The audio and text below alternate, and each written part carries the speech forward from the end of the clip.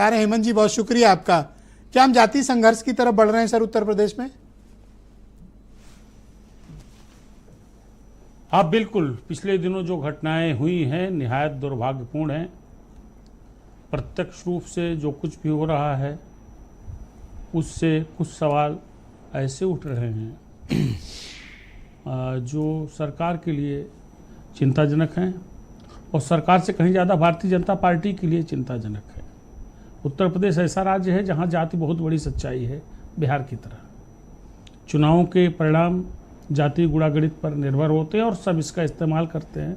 जो नहीं करता है वो कांग्रेस की तरह बहुत दूर रहता है, बहुत किनारे रहता है।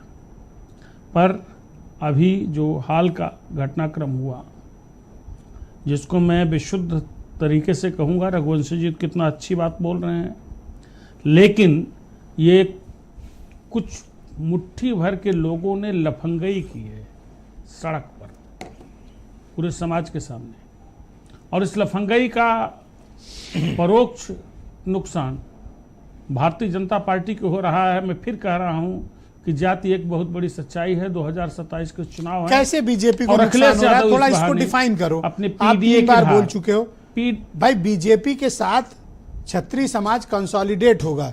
देखिए 2024 में क्षत्रिय समाज में फूट पड़ी थी, अलग अलग जिलों में पंचायतें हुई थी, बीजेपी को वोट बहुत कम मिला था उनका। अब अगर सारे क्षत्रिय समाज के लोग इकट्ठा हो जाएंगे, सब वोट बीजेपी को मिलेगा उनका, तो बीजेपी को कौन सा नुकसान है? लेकिन ब्रजेश जी, पिछले 30-40 साल से राष्ट्रीय स्वयंसेवक संघ ने जो मलिन बस्तियों में जाकर के काम किया है, जिसके परिणाम 2014 के बाद से आने शुरू हुए, और 2017 और 22 के असेंबली इलेक्शन और 2014 और 19 के पार्लियामेंट्री इलेक्शन में भारतीय जनता पार्टी को बहुत बड़ा पॉलिटिकल लाभ हुआ। पूरा सिनेरियो बदल गया। ये अलग बात है कि 2024 में सारी चीजें पलट गई। तो मैं तो ये मानता हूँ, दलित वोट तो बढ़ते हैं ना, बीएसपी को भी जाते हैं, सपा को भी जाते हैं, कांग्रेस को भी जाते हैं, बीजेपी को भी मिलते हैं। तो बीजेपी को कोई बहुत ज्यादा स्टेक पे नहीं होगा, शायद इसीलिए बीजेपी इतना आगे बढ़ गई है इस मामले में। अगर नुकसान हो रहा होता तो बीजेपी कुछ हार्ड लाइन, मेरी बात कुछ हार्ड स्टेप लेती। बीजेपी साइलेंट है, प्लीज, उनका कोई बहुत नुकसान नहीं है कि गैर जाटों दलितों का एक लायन शेयर वो भारतीय जनता पार्टी के पास 2014 के बाद आना शुरू हुआ था। और जिस तरह गतिविधियां चल रही हैं और अखिलेश यादव जिस तरीके से एकदम ऑफेंसिव हो गए हैं इस वक्त, वो दलितों को बात रास आ रही है। भारतीय जनता पार्टी का बड़ा नुकसान हो सकता है। मुझे हैरत है, क्या ये अखिलेश यादव का पॉलिटिकल ट्रैप है बीजेपी पर? मैं सुन नहीं पाया आपके। क्या ये अखिलेश यादव का पॉलिटिकल ट्रैप है बीजेपी पर? बिल्कुल, अखिलेश यादव इस वक्त बीजेपी की पिच पर खड़े होकर के धुआंधार बैटिंग कर रहे हैं, और अखिलेश यादव ने अपना पॉलिटिकल माइलेज बहुत होशियारी से ले लिया है। लेंगे वाली बात नहीं, ले लिया है। भारतीय जनता पार्टी को सोचना पड़ेगा कि उसकी खुद की अर्जित कमाई। पर आपने हीरो वाजपेयी को बड़े गौर से सुना होगा, उनके दोनों लाइनों पे उछल रहे हैं। राणा सांगा वाले मसले पे वो करणी सेना के साथ हैं, लेकिन जो करणी सेना कांड कर रही उसके घनघोर खिलाफ हैं। वो एक्चुअली इनका स्टैंड क्या है हेमंत जी? भाई देख लीजिए, राणा सांगा के इशू से किनारे नहीं जा सकती भारतीय जनता पार्टी।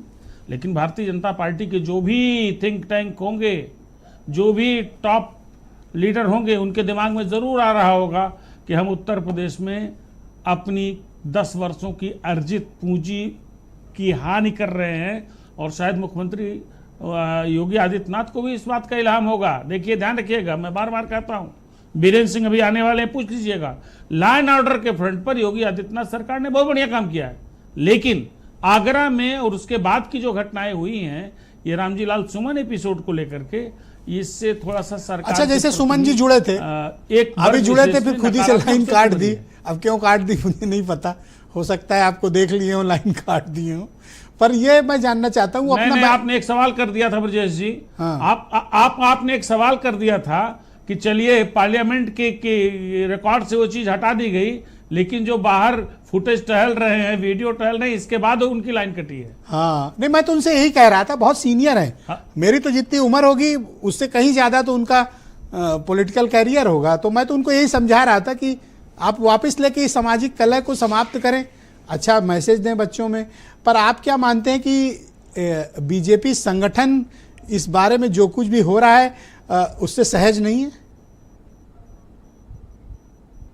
बिल्कुल असहज होने वाली बात है, और खास तौर से तब जब 2027 की तैयारियां एक तरीके से प्रारंभ हो गई हैं और 2024 की चोट ध्यान रखिएगा, 2024 की चोट भारतीय जनता पार्टी के कलेजे में लगी है। और उत्तर प्रदेश, क्या यही कारण है कि हीरो वाजपेयी के दो स्टैंड हैं?